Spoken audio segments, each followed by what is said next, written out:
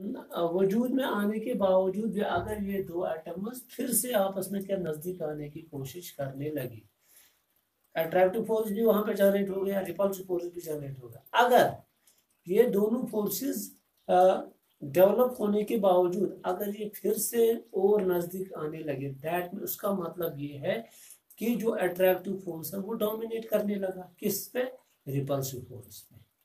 तो यही यहाँ पे समझना है, जब ये आपस में नजदीक आएंगे रिपल्सिव फोर्स होने के बावजूद, तो ये आपस में नजदीक आएंगे तो उससे क्या हो जाता है, वो आपको यहाँ पे वो वाला पॉइंट आपको यहाँ पे क्लियरली अंडरस्टैंड करना है कि क्या होता है यहाँ पे। जब आर, मैंने आपको पहले ही बताया, जब आर डिक्रीजेस तो उससे क्या होता है, पोटेंशियल एनर्जी भी डिक्रीज हो जाएगी, क्योंकि अट्रैक्शन हो रही है। अट्रैक्शन की वजह से क्या होता है, एनर्जी बाहर निकलती है, एनर्जी रिलीज होती है, तो इसके चक्कर में क्या हो जाता है, ओवरऑल पोटेंशियल एनर्जी क्या हो जाती है, डिक्रीज हो जाती है। तो इसका मतलब ये है, जो ये मॉडर्न कंसेप्ट है, इसका जो कंसेप्ट है वो यही है कि बॉन्डिंग तब हो जाती है जब एनर्जी डिक्रीज होती है सिस्टम की बाय सफिशिएंट अमाउंट, और वो एनर्जी कौन सी एनर्जी होती है, total energy of the system या potential energy of the system, वो क्या हो जाती है, वो डिक्रीज हो जाती है। तो यहाँ पे आपको लिखना है, जब आर क्या शाबाश डिक्रीज होता है, क्योंकि जब ये नजदीक हो तो आ जाएंगे तो आर डिक्रीज हो जाएगा।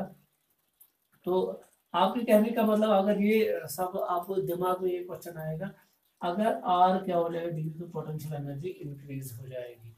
मगर यहाँ पे आपको ये दिमाग में बिठाना है, ये आर कम होने की वजह से अट्रैक्टिव फोर्स इंक्रीज हो जाता है, तो अट्रैक्टिव फोर्स डोमिनेट होने की वजह से एनर्जी क्या रिलीज हो जाती है, तो पोटेंशियल एनर्जी क्या हो जाती है, वो डिक्रीज हो जाती है, क्योंकि पोटेंशियल एनर्जी नेगेटिव, ज़्यादा नेगेटिव हो जाती है। तो आप यहाँ पे लिख सकते हो, हम यहाँ पे एक डायग्राम के रूप में भी ये समझा सकते हैं। होप आपने इतना लिखा होगा। अगर हम डायग्राम के रूप में भी लिखेंगे, सपोज मैं आपको समझाऊंगा, बाद में इसमें मैं थोड़ा बहुत लिखवाऊंगा, आपको समझना है थोड़ा बहुत। यहाँ पे ये y एक्सिस है, यहाँ से हम क्या लेंगे, पोटेंशियल एनर्जी, समझ लेना। ये क्या है शाबाश, ये x एक्सिस है, तो यहाँ से हम क्या लेंगे, ये दो एटम्स के बीच में क्या लेंगे शाबाश, इसको हम क्या बोलते हैं, वो ये Q1 है और ये Q2 है, दैट मीन ये इनफाइनाइट डिस्टेंस है। तो इनफाइनाइट डिस्टेंस पे जो पोटेंशियल एनर्जी होगी वो क्या होती है शाबाश, इस तरह यहाँ पे बन जाता है, ये पैरेलल है, यहाँ पे ये पैरेलल है, दैट मीन ये यहाँ पे क्या है, आर इन्फिनिटी। जब नजदीक नजदीक नजदीक नजदीक आ गए तो यहाँ पे क्या हो गया, एनर्जी, पोटेंशियल एनर्जी क्या कम कम होती गई, समझ आ रहा है। जब ये नजदीक नजदीक आ रहे हैं, तो जब इनफाइनाइट डिस्टेंस पे थे तो पोटेंशियल एनर्जी बहुत थी, बहुत ज़्यादा थी पोटेंशियल एनर्जी, यहाँ पे आप देखो पोटेंशियल एनर्जी बहुत थी। अब जब नज़दीक आ गए तो पोटेंशियल एनर्जी क्या डिक्रीज हो गई। अब जब इसकी ओर अप्रोच किया, आर डिक्रीजेस, पोटेंशियल एनर्जी भी डिक्रीज हो गई, तो क्या हो जाता है, यहाँ पे एक सर्टेन मिनिमम डिस्टेंस पे, ये है डिस्टेंस, जब एक एटम यहाँ पे पहुंच जाता है तो इसकी एनर्जी अगर सबसे कम हो जाती है, तो इस डिस्टेंस को हम क्या मान के चलते हैं, आर नॉट। आर नॉट वो मिनिमम डिस्टेंस है जिसपे क्या शाबाश, दो एटम्स के बीच में पोटेंशियल एनर्जी सबसे कम होती है, ये है वो पॉइंट। क्योंकि जब Q1 और Q2 नज़दीक आने की कोशिश कर रहे हैं तो एक सर्टेन, अगर आपने इनको इस डिस्टेंस से और लाने की कोशिश की, सपोज ये Q2 मैंने अब यहाँ पे पहुँचाया, ये Q1 यहाँ पे है, मैं इसी को यहाँ ले आ रहा हूँ, तो इस डिस्टेंस पे अगर आपने फिर से कोशिश की क्या शाबाश इनको नज़दीक लाने की, तो फिर जो ये कर्व है वो ऊपर की तरह जाएगी, तो पोटेंशियल एनर्जी फिर से बढ़ जाएगी। ये है कर्व, ये आपको बुक में भी देखने को मिलेगा। तो आप लिख सकते हो यहाँ पे आप लिख सकते हो, when two atoms when two atoms are approaching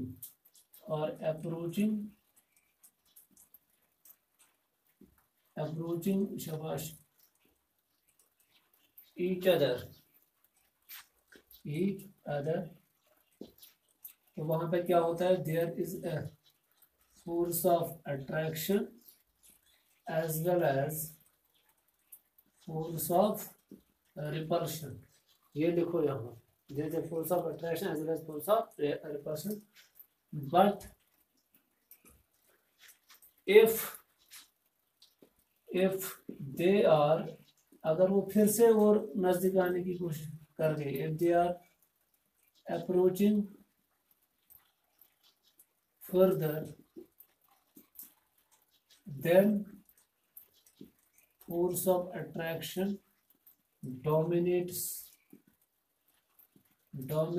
over force of repulsion.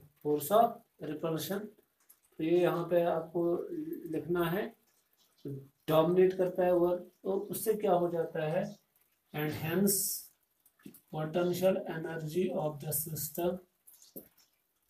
System decreases, नीचे लिखूंगा by sufficient amount, and due to which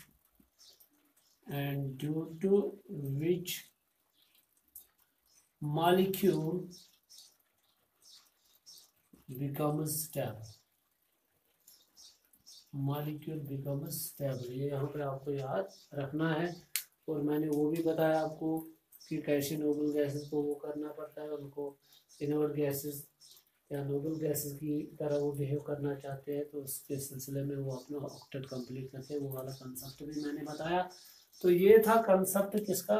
तो अब नटशेल में मैं यही बताऊंगा, बॉन्डिंग क्यों होती है, या तो सिस्टम को एनर्जी कम करनी है, या तो क्या करना है, शाबाश, या तो उनको अपना ऑक्टेट कंप्लीट करना है और नियरेस्ट नोबल गैस की तरह बिहेव करना है। तो यहाँ पे मैं एक और चीज़ आपको समझाऊंगा कि रिलेशनशिप बिटवीन क्या है, शाबाश, energy, force and stability. Relationship between force, energy and stability. आपको यहाँ पे याद रखना है, अगर रिपल्सिव फोर्स होगा, if repulsive forces are there, तो आपको क्या लिखना है, पोटेंशियल एनर्जी क्या हो जाएगी उस टाइम, इंक्रीजेस। इसी तरह if attractive forces are there, तो पोटेंशियल एनर्जी क्या हो जाएगी, डिक्रीज हो जाएगी।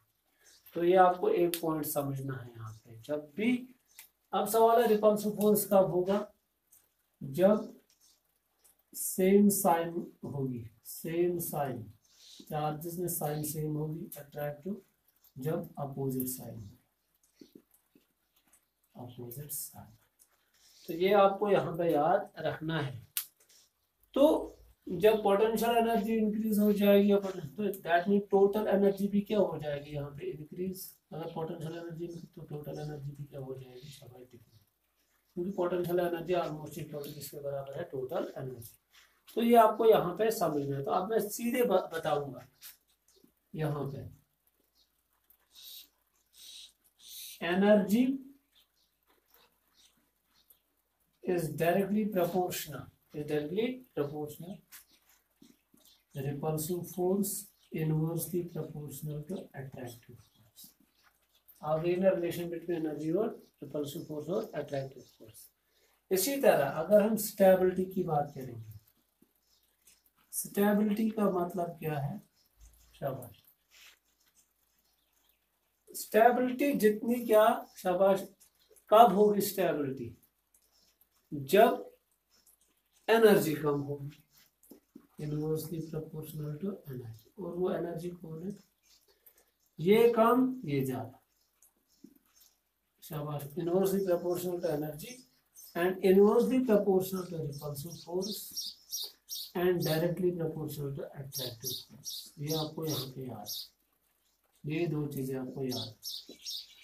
तो इससे साफ जाहिर होता है कि अगर हम नटशल में कहेंगे, किसी भी केमिकल स्पीशीज को स्टेबल होने के लिए उसमें क्या होना चाहिए, अट्रैक्टिव फोर्सेस ज्यादा होने चाहिए एज कम्पेयर टू क्या, रिपल्सिव फोर्सेस।